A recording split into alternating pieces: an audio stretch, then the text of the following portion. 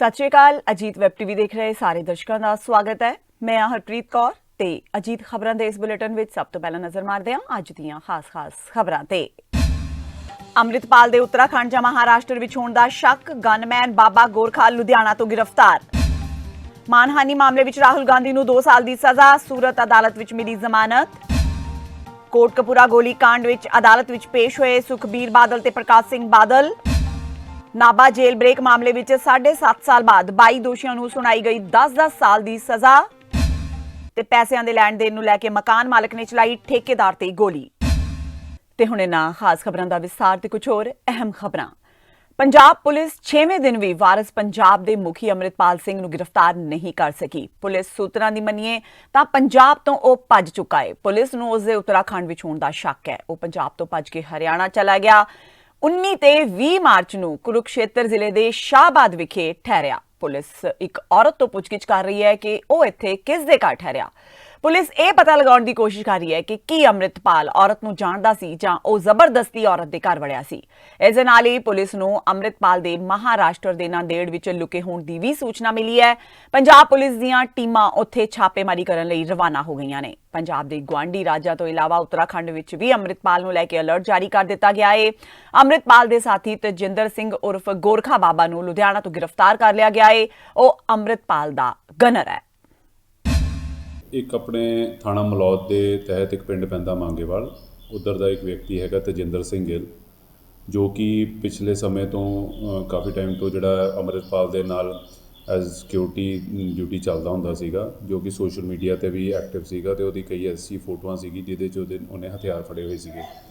Record ਜਦ check ਕੀਤਾ ਗਿਆ ਤਾਂ ਇਹਦੇ ਨਾਂ 'ਤੇ ਕੋਈ ਵੀ ਜਿਹੜਾ ਹੈਗਾ ਆਰਮਜ਼ ਲਾਇਸੈਂਸ ਜਿਹੜਾ ਇਸ਼ੂਡ ਨਹੀਂ ਸੀਗਾ, ਜਿਸ ਦੇ ਬਾਵਜੂਦ ਵੀ ਜਿਹੜਾ ਸੋਸ਼ਲ ਮੀਡੀਆ 'ਤੇ ਇਹਦੀ ਵੀਡੀਓ ਸੀਗੀਆਂ ਜਿਹਦੇ 'ਚ ਇਹਦੇ ਕੋਲ ਅਲੱਗ-ਅਲੱਗ ਤਰ੍ਹਾਂ ਦੇ ਵੈਪਨਸ ਇਹਨੇ ਫੜੇ ਹੋਏ ਸੀਗੇ, ਜੋ ਕਿ ਪੰਜਾਬ ਸਰਕਾਰ ਦੇ ਹੁਕਮਾਂ ਦੇ ਤਹਿਤ ਜਿਹੜਾ ਇਹਦੇ 'ਤੇ ਜਿਹੜੀ ਪਾਬੰਦੀ ਦੇ ਆਰਡਰ ਸੀਗੇ ਉਹਦੇ ਤਹਿਤ ਜਿਹੜਾ ਇਹਦੇ ਖਿਲਾਫ ਜਿਹੜਾ 188 ਦਾ ਜਿਹੜੀ FIR ਉਹ ਰਜਿਸਟਰ ਕੀਤੀ ਗਈ ਆ। ਅਤੇ ਉਸ ਤੋਂ ਇਲਾਵਾ ਇਹਦੇ ਦੀ 751 ਵੀ ਕੀਤੀ ਗਈ ਆ, ਕਿਉਂਕਿ ਇਹ ਰਿਕਾਰਡ ਮੁਤਾਬਿਕ ਇਹ ਵੀ ਪਤਾ ਲੱਗਿਆ ਵੀ ਜਿਹੜਾ ਅਜਨਾਲਾ ਇਹ ਇੰਸੀਡੈਂਟ ਹੋਇਆ ਸੀ ਜਿਹਦੇ 'ਚ ਅੰਮ੍ਰਿਤਪਾਲ ਦੇ ਉੱਪਰ FIR ਹੋਈ ਸੀ, ਇਹ ਉੱਥੇ ਵੀ ਨਾਲ ਉਹਦੇ ਗਿਆ ਸੀਗਾ ਅਤੇ ਉਹਦੇ 'ਚ ਵੀ ਇਨਵੋਲਵ ਸੀਗਾ।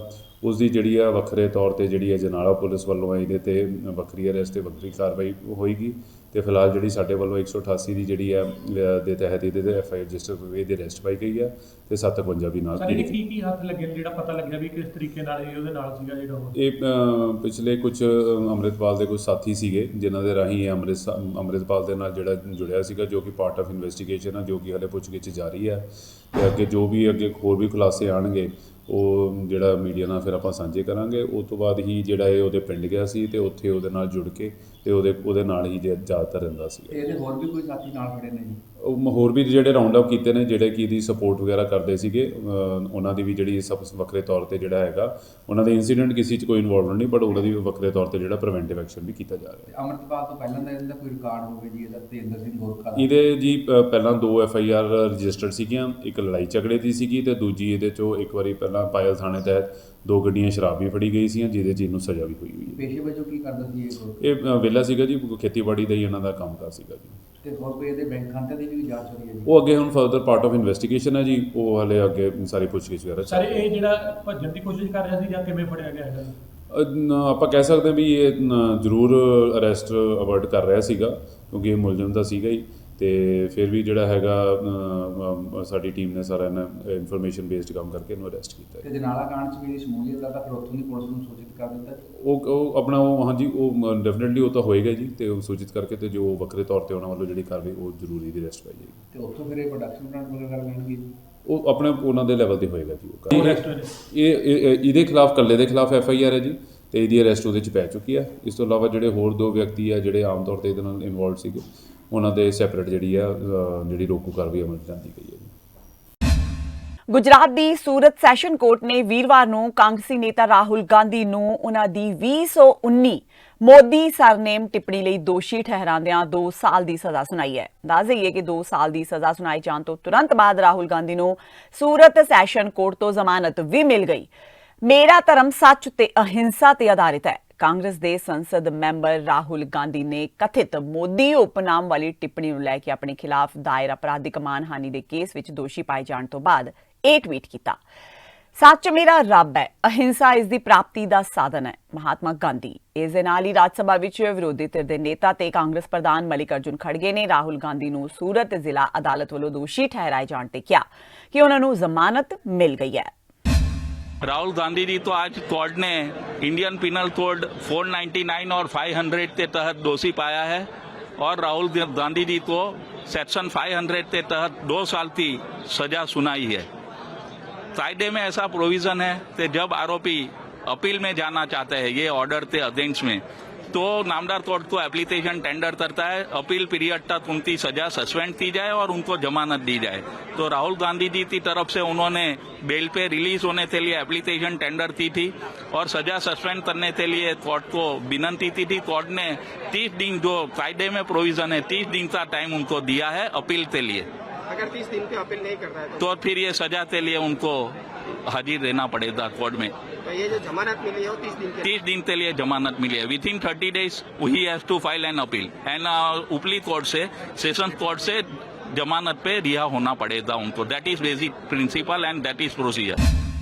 इतना ही कहना चाहूंगा कि राहुल जी को इस सच्चाई को स्वीकार करना चाहिए कि शब्दों की चोट शस्त्रों की चोट से ज्यादा गहरी और पीड़ादायी होती है, और शब्द जब अनर्गल और झूठे हों तब तो चोट और गहरी और कष्टदायी हो जाती है। इसलिए हमारी कानूनी व्यवस्था में अनर्गल बेतुके आरोप लगाने वालों पर सजा का सीधा प्राविधान है और मुझे विश्वास है इस न्यायिक आदेश से सीख लेते हुए हम सभी को यह सुनिश्चित करना चाहिए कि सार्वजनिक जीवन में शब्दों की मर्यादा किसी भी सूरत में टूटने न पाए। मालूम था पहले से ये लोग जज को बदलते गए, ये सारी चीजें करते गए, हमको तो अंदाजा लग रहा था, लेकिन हम कानून में विश्वास रखने वाले हैं, जुडिशरी में विश्वास रखने वाले हैं और कानून के तहत ही हम लड़ेंगे। SIT ਵੱਲੋਂ ਕੋਟਕਪੂਰਾ ਗੋਲੀकांड ਮਾਮਲੇ ਵਿੱਚ ਪੇਸ਼ ਚਾਰਜ ਸ਼ੀਟ ਤੋਂ ਬਾਅਦ ਪੰਜਾਬ ਦੇ ਸਾਬਕਾ ਮੁੱਖ ਮੰਤਰੀ ਪ੍ਰਕਾਸ਼ ਸਿੰਘ ਬਾਦਲ ਤੇ ਸਾਬਕਾ ਉਪ ਮੁੱਖ ਮੰਤਰੀ ਸੁਖਬੀਰ ਸਿੰਘ ਬਾਦਲ ਅੱਜ ਫਰੀਦਕੋਟ ਅਦਾਲਤ ਵਿੱਚ ਪੇਸ਼ ਹੋਏ। ਫਰੀਦਕੋਟ ਦੀ ਅਦਾਲਤ ਨੇ ਸਾਬਕਾ ਮੁੱਖ ਮੰਤਰੀ ਪ੍ਰਕਾਸ਼ ਸਿੰਘ ਬਾਦਲ ਤੇ ਉਪ ਮੁੱਖ ਮੰਤਰੀ ਨੂੰ 23 ਮਾਰਚ ਨੂੰ ਅਦਾਲਤ ਵਿੱਚ ਪੇਸ਼ ਹੋਣ ਲਈ ਸੰਮਨ ਜਾਰੀ ਕੀਤੇ ਸਨ। ਅੱਜ ਦੋਵੇਂ ਬਾਦਲ ਫਰੀਦਕੋਟ ਦੀ ਅਦਾਲਤ ਵਿੱਚ ਪੇਸ਼ ਹੋਏ। ਪੇਸ਼ੀ ਤੋਂ ਬਾਅਦ ਸੁਖਬੀਰ ਨੇ ਕਿਹਾ ਕਿ ਸਰਕਾਰ ਤੋਂ ਬੇਦਬੀ ਮਾਮਲੇ ਵਿੱਚ ਇਨਸਾਫ ਦੀ ਕੋਈ ਉਮੀਦ ਨਹੀਂ ਕੀਤੀ ਜਾ ਸਕਦੀ। ਉੱਥੇ ਹੀ ਬਿਕਰਮ ਸਿੰਘ ਮਜੀਠੀਆ ਨੇ ਕਿਹਾ ਕਿ ਉਹਨਾਂ ਨੂੰ ਅਦਾਲਤਾਂ ਤੇ ਪਰਮਾਤਮਾ ਤੇ ਪੂਰਾ ਭਰੋਸਾ ਹੈ। ਇਸ ਦੇ ਨਾਲ ਹੀ ਸਾਬਕਾ DGP ਸੁਮੇਧ ਸੈਣੀ, IG ਪਰਮਰਾਜ ਸਿੰਘ ਉਮਰਾ ਨੰਗਲ ਤੇ SP ਚਰਨਜੀਤ ਸ਼ਰਮਾ ਨੂੰ ਹਾਈ ਕੋਰਟ ਤੋਂ ਅੰਤਰਿਮ ਜ਼ਮਾਨਤ ਵੀ ਮਿਲ ਗਈ ਹੈ। ਆਦਮੀ ਪਾਰਟੀ ਦੀ ਭਗਵੰਤ ਬੇਈਮਾਨ ਦੀ ਸਰਕਾਰ ਨੇ ਬਿਲਕੁਲ ਝੂਠਾ ਫੈਬਰੀਕੇਟਡ ਕੇਸ ਦਾ ਪ੍ਰਕਾਸ਼ ਸਿੰਘ ਜੀ ਬਾਦਲ ਤੇ ਮੇਰੇ ਤੇ ਕੀਤਾ। ਸਾਨੂੰ ਪੂਰਾ ਭਰੋਸਾ ਹੈ ਜੁਡੀਸ਼ਰੀ ਤੇ। ਕੈਪਟਨ ਅਮਰਿੰਦਰ ਸਿੰਘ ਨੇ ਵੀ ਝੂਠਾ ਕੇਸ ਪਾਇਆ ਸੀ ਤੇ ਜੁਡੀਸ਼ਰੀ ਇਨਸਾਫ ਦਿੱਤਾ। ਹੁਣ ਐਕਟੀ ਇਹਨਾਂ ਨੇ ਪਾਇਆ। ਆ ਇਹਨਾਂ ਦੀ ਉਹ ਸੋਚਦੇ ਆ ਕਿ ਸ਼੍ਰੋਮਣੀ ਅਕਾਲੀ ਦਲ ਦੀ ਲੀਡਰਸ਼ਿਪ ਤੇ ਵਰਕਰਾਂ ਦੇ ਝੂਠੇ ਕੇਸ ਪਾ ਕੇ ਉਹ ਡਰਾ ਸਕਦੇ ਆ। ਮੈਂ ਉਹਨੂੰ ਦੱਸਣਾ ਚਾਹੁੰਦਾ ਸ਼ਹੀਦਾਂ ਦੀ ਜਥੇਬੰਦੀ ਸ਼੍ਰੋਮਣੀ ਅਕਾਲੀ ਦਲ ਹੈ। ਇਹਨਾਂ ਕੇਸਾਂ ਦਾ ਸਾਨੂੰ ਕੋਈ ਫਰਕ ਨਹੀਂ ਪੈਂਦਾ। ਸਾਨੂੰ ਪੂਰਾ ਵਿਸ਼ਵਾਸ ਜੁਡੀਸ਼ਰੀ ਤੇ ਹੈ। ਅੱਜ ਸਰਦਾਰ ਪ੍ਰਕਾਸ਼ ਸਿੰਘ ਜੀ ਬਾਦਲ ਸਾਹਿਬ ਜਿਹੜਾ ਉਹਨਾਂ ਤੇ ਝੂਠਾ ਕੇਸ ਸਰਕਾਰ ਨੇ ਦਰਜ ਕੀਤਾ, ਉਹਦੇ ਕਰਕੇ ਪੇਸ਼ ਹੋਣ ਵਾਸਤੇ ਆਏ। ਦੇਖੋ ਸਰਕਾਰਾਂ ਦਾ ਕੰਮ ਹੁੰਦੇ ਆ ਕੇਸ ਕੋਈ ਝੂਠੇ ਝਾਟੇ ਬਣਾਉਣੇ, ਮਗਰ ਫੈਸਲਾ ਅਖੀਰ 'ਚ ਕੋਰਟ ਕਰ ਤੇ ਸਾਨੂੰ ਰੱਬ ਤੇ ਸਭ ਤੋਂ ਉਤਲੀ ਅਦਾਲਤ ਪ੍ਰਮਾਤਮਾ ਦੀ ਆ। ਔਰ ਫਿਰ ਜਿਹੜੀ ਦੁਨਿਆਵੀ ਅਦਾਲਤਾਂ ਨੇ ਉਹ 'ਚ ਸਾਨੂੰ ਪੂਰਾ ਭਰੋਸਾ ਹੈ ਕਿ ਸੱਚ ਸਾਹਮਣੇ ਆਊਗਾ ਤੇ ਸੱਚ ਜੀ ਹਮੇਸ਼ਾ ਹੀ ਜੇਤੂ ਹੀ ਹੁੰਦੀ ਹੋ। ਕੇਸ ਅੱਗੇ ਜਾ ਕੇ ਟਿਕ ਸਕਦਾ ਕੇਸ ਹੈ ਕਿਹੜਾ ਯਾਰ, ਤੁਸੀਂ ਵੀ ਹੱਸਦੇ ਹੋ, ਕੱਲ ਤੁਹਾਡੇ ਤੇ ਕੋਈ ਪਾ ਦੇਵੇ ਤੇ ਘਰੇ ਚੇਂਬਰ 'ਚ ਬੈਠੇ। ਮੰਤਰੀ ਤੇ ਸਾਬਕਾ ਗ੍ਰਹਿ ਮੰਤਰੀ ਦੀ ਅੱਜ ਅਦਾਲਤ ਵਿੱਚ ਪੇਸ਼ੀ ਹੋਣ ਜਾ ਰਹੀ ਹੈ। ਕਿਸ ਤਰ੍ਹਾਂ ਦੀ ਸਿਕਿਉਰਿਟੀ ਪਰਪਸ ਨੂੰ ਲੈ ਕੇ ਕਿਸ ਤਰ੍ਹਾਂ ਦੇ ਪ੍ਰਬੰਧ ਕੀਤੇ ਗਏ? ਇੱਥੇ ਸਾਰੇ ਸੁਰੱਖਿਆ ਪ੍ਰਬੰਧ ਅਸੀਂ ਕੀਤੇ ਨੇ, ਜਗ੍ਹਾ ਜਗ੍ਹਾ ਤੇ ਨਾਕੇ ਲਗਾਏ ਨੇ ਔਰ ਜੋ ਉਹਨਾਂ ਦਾ ਰੂਟ ਹੈ ਉਹਨਾਂ ਦੇ Z+ ਪ੍ਰੋਟੈਕਟੀ ਦੇ ਹਿਸਾਬ ਨਾਲ ਸਿਕਿਉਰਿਟੀ ਅਰੇਂਜਮੈਂਟ ਅਸੀਂ ਕੀਤਾ। ਜਿਹੜੇ ਉਹਨਾਂ ਦੇ ਪਾਰਟੀ ਵਰਕਰ ਨੇ ਅਕਾਲੀ ਦਲ ਦੇ, ਉਹਨਾਂ ਨਾਲ ਸਾਡਾ ਰਾਬਤਾ ਕਾਇਮ ਹੈ। ਉਹਨਾਂ ਵੱਲੋਂ ਵੀ ਪੂਰਾ ਕੋਆਪਰੇਟ ਸਾਡੇ ਨਾਲ ਕੀਤਾ ਜਾ ਰਿਹਾ ਔਰ ਸਥਿਤੀ ਬਿਲਕੁਲ ਸ਼ਾਂਤਮਈ ਹੈਗੀ ਔਰ ਉਹਨਾਂ ਦਾ ਜੋ ਅੱਜ ਅਦਾਲਤ ਦੇ ਵਿੱਚ ਪੇਸ਼ੀ ਹੈ ਉਹ ਬਿਲਕੁਲ ਸੁਰੱਖਿਅਤ ਮਾਹੌਲ ਦੇ ਵਿੱਚ ਕਰਵਾਈ ਜਾ ਰਹੀ ਹੈ। ਸਰ, ਜਿਸ ਤਰ੍ਹਾਂ ਕਿ ਅਕਾਲੀ ਦਲ ਵੱਲੋਂ ਅੱਜ ਇੱਕ ਵੱਡਾ ਇਕੱਠ ਕੀਤਾ ਜਾ ਰਿਹਾ ਕੋਰਟ ਦੇ ਬਾਹਰ, ਕੋਰਟ ਕੰਪਲੈਕਸ ਦੇ ਬਾਹਰ, ਉਹਨਾਂ ਉਸ ਨੂੰ ਲੈ ਕੇ ਕਿਸ ਤਰ੍ਹਾਂ ਪ੍ਰਬੰਧ ਹੈ, ਕਿਉਂਕਿ ਲਗਾਤਾਰ ਕੋਸ਼ਿਸ਼ ਇਹ ਹੋਏਗੀ ਕਿ ਕੋਰਟ ਦੇ ਅੰਦਰ ਜਿਹੜਾ ਐਂਟਰੀ ਕਰਨ? ਨਹੀਂ, ਕੋਰਟ ਦੇ ਅੰਦਰ ਅਸੀਂ ਕਿਸੇ ਨੂੰ ਐਂਟਰੀ ਅਨਨੈਸੈਸਰਲੀ ਨਹੀਂ ਕਰਨ ਦੇ ਰਹੇ। ਇਹ ਅਸੀਂ ਅਕਾਲੀ ਦਲ ਦੇ ਵਰਕਰਸ ਨੂੰ ਰਿਕੁਐਸਟ ਕੀਤੀ ਹੈ ਤੇ ਉਹਨਾਂ ਨੇ ਜਿਹੜਾ ਹੈਗਾ ਸਾਡੇ ਨਾਲ ਇਸ ਸੰਬੰਧ ਦੇ ਵਿੱਚ ਉਹਨਾਂ ਦੀ ਪੂਰੀ ਸਹਿਮਤੀ ਹੈ ਔਰ ਕਿਸੇ ਕਿਸਮ ਦੀ ਕੋਈ ਵੀ ਅਨਲਾਫੁਲ ਐਕਟੀਵਿਟੀ ਉਹਨਾਂ ਵੱਲੋਂ ਨਹੀਂ ਕੀਤੀ ਜਾਏਗੀ।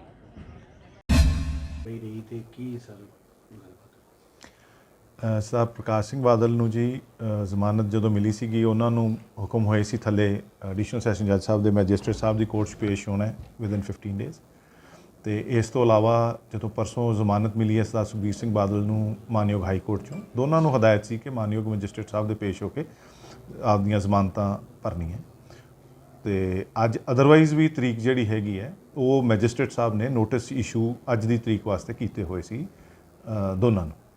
ਸੋ ਅਸੀਂ ਅੱਜ ਪੇਸ਼ ਹੋ ਕੇ ਆਪਦੇ ਜਿਹੜੇ ਬੇਲ ਬੌਂਡਸ ਹੈਗੇ ਆ ਉਹ ਮਾਨਯੋਗ ਮੈਜਿਸਟਰੇਟ ਸਾਹਿਬ ਦੀ ਅਦਾਲਤ 'ਚ ਭਰਤੇ ਹੈ। ਤੇ ਚਲਾਨ ਜਿਹੜਾ ਹੈਗਾ 129 ਦਾ, ਉਹ ਸਾਨੂੰ ਉਹਦੀਆਂ ਕਾਪੀਆਂ ਇੱਕ ਵਾਰੀ ਮਿਲ ਗਈਆਂ। ਅਸੀਂ ਉਹ ਦੇਖ ਰਹੇ ਹਾਂ, ਸਕਰੂਟਨੀ ਆਫ ਡਾਕੂਮੈਂਟਸ 'ਤੇ ਆ, ਕਾਫੀ 2700 ਪੇਜ ਹੈਗੇ ਇਹਦੇ। ਉਹ ਦੇਖ ਰਹੇ ਹਾਂ ਵੀ ਕੋਈ ਮਿਸਪ੍ਰਿੰਟ ਤਾਂ ਨਹੀਂ, ਕੋਈ ਡਾਕੂਮੈਂਟਸ ਜੋ ਹੈਗੇ ਆ ਉਹ ਸਾਰੇ ਉਹਦੇ ਮੁਤਾਬਕ ਹੈਗੇ ਆ ਕਿ ਨਹੀਂ। ਸਕਰੂਟਨੀ ਆਫ ਡਾਕੂਮੈਂਟਸ ਚੱਲ ਰਹੀ ਹੈ, ਫਿਰ ਉਹ ਤੋਂ ਬਾਅਦ ਜੋ ਕਾਰਵਾਈ ਹੋਊਗੀ ਕਰਾਂਗੇ।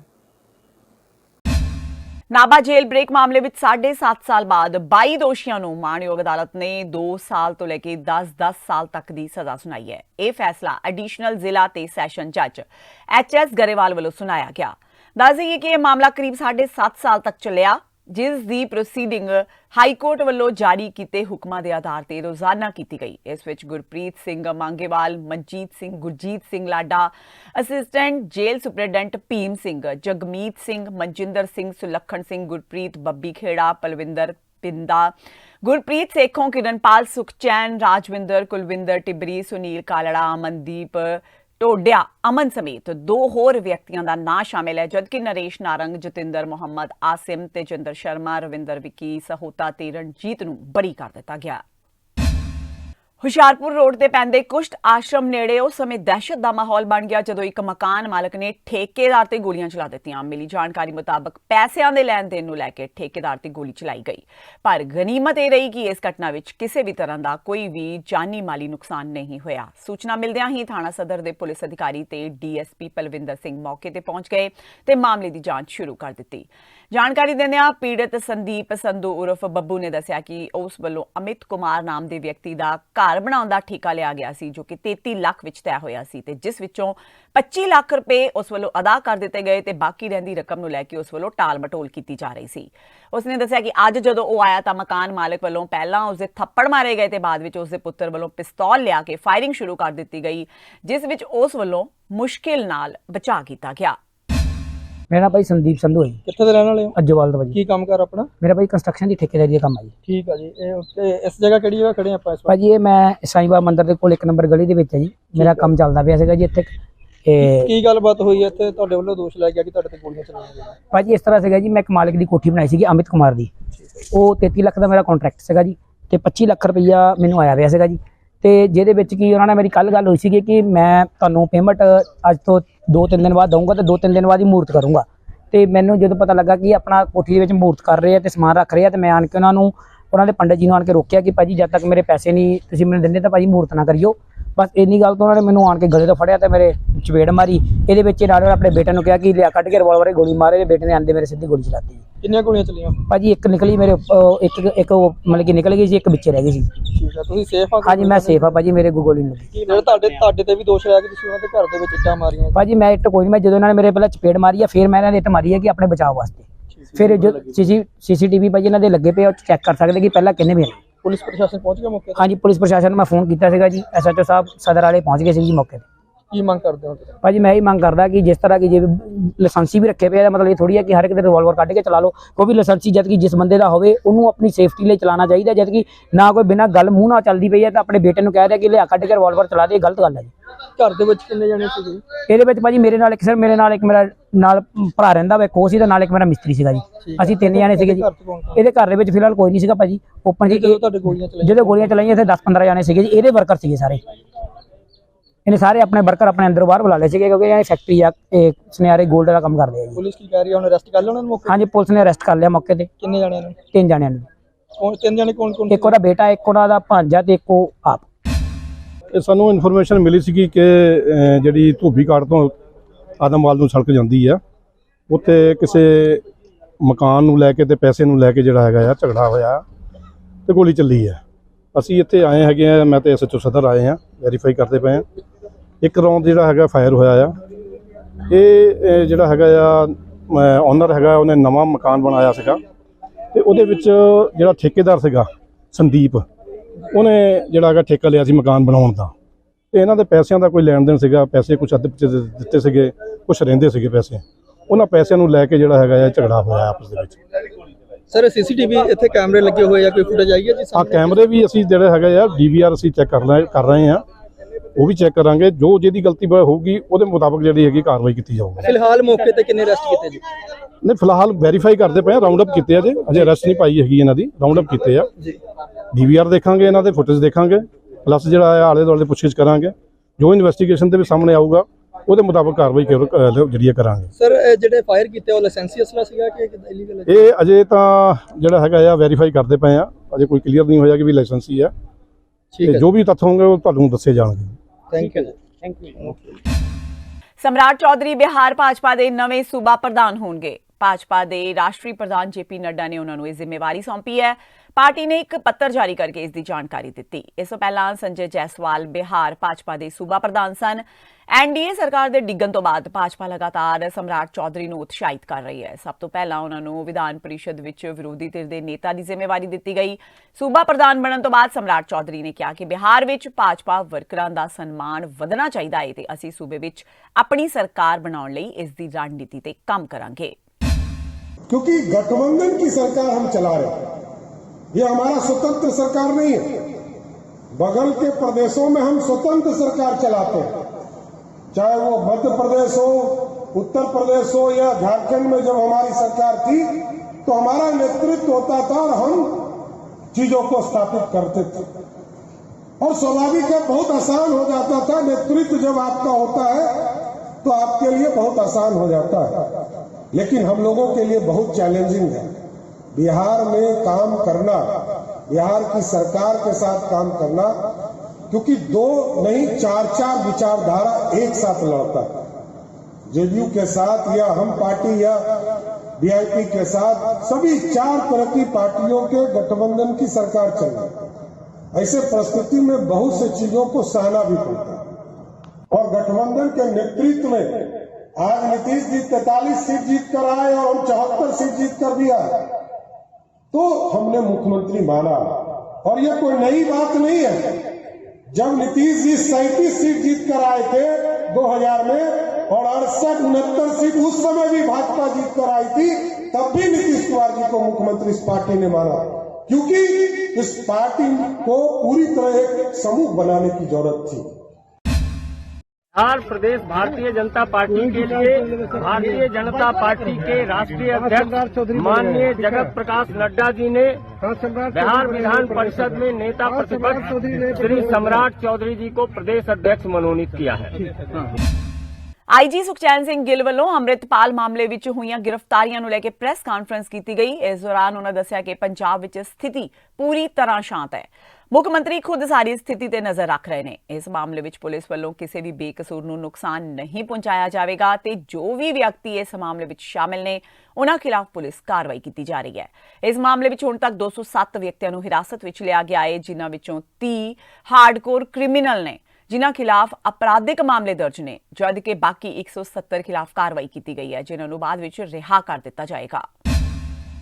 ਉਹਨਾਂ ਵਿੱਚੋਂ 30 ਲੋਕ ਐਸੇ ਆ, 30 ਬੰਦੇ ਐਸੇ ਆ ਜਿਹੜੇ ਕ੍ਰਿਮੀਨਲ ਕੇਸਿਸ ਦੇ ਵਿੱਚ ਜਿਨ੍ਹਾਂ ਦੀ ਗ੍ਰਿਫਤਾਰੀ ਪਾਈ ਜਾਏਗੀ ਬਾਕੀ 177 ਜਿਹੜੇ ਇਹ 'ਚ ਡਿਟੇਨ ਕੀਤੇ ਆ ਉਹਨਾਂ ਦੇ ਖਿਲਾਫ ਪ੍ਰੀਵੈਂਟਿਵ ਐਕਸ਼ਨ ਲਿਆ ਗਿਆ ਹੈ ਕਿ ਸਟੇਟ ਦੇ ਵਿੱਚ ਪੀਸ ਨੂੰ ਮੇਨਟੇਨ ਕਰਨ ਵਾਸਤੇ ਟੈਂਪਰੇਰੀ ਤੌਰ ਤੇ ਐਕਸ਼ਨ ਲਿਆ ਗਿਆ ਹੈ ਔਰ ਉਹ 177 ਨੂੰ ਅਸੀਂ ਵੈਰੀਫਾਈ ਕਰਕੇ ਜਲਦੀ ਅਸੀਂ ਰਿਲੀਜ਼ ਕਰਾਂਗੇ। ਉਹਨਾਂ ਨੂੰ ਲੰਬਾ ਟਾਈਮ ਲਈ ਅੰਦਰ ਨਹੀਂ ਰੱਖਿਆ ਜਾਊਗਾ। ਉਹਨਾਂ ਨੂੰ ਜਿਹੜੇ 30 ਜਾਣੇ ਜਿਹੜੇ ਹਾਰਡਕੋਰ ਕ੍ਰਿਮੀਨਲ ਕੇਸਿਸ ਦੇ ਵਿੱਚ ਇਨਵੋਲਵ ਨੇ ਉਹਨਾਂ ਦੀ ਹੀ ਗ੍ਰਿਫਤਾਰੀ ਪਏਗੀ ਕੇਸਿਸ ਦੇ ਵਿੱਚ। ਬਾਕੀ 177 ਜਿਹੜੇ ਆ ਉਹਨਾਂ ਦੇ ਖਿਲਾਫ ਪ੍ਰੀਵੈਂਟਿਵ ਐਕਸ਼ਨ ਜਿਸ ਤਰ੍ਹਾਂ ਮੈਂ ਦੱਸਿਆ ਉਹ ਲਿਆ ਗਿਆ ਹੈ ਔਰ ਉਹਨਾਂ ਨੂੰ ਲੰਬਾ ਟਾਈਮ ਲਈ ਨਹੀਂ ਰੱਖਿਆ ਜਾਏਗਾ।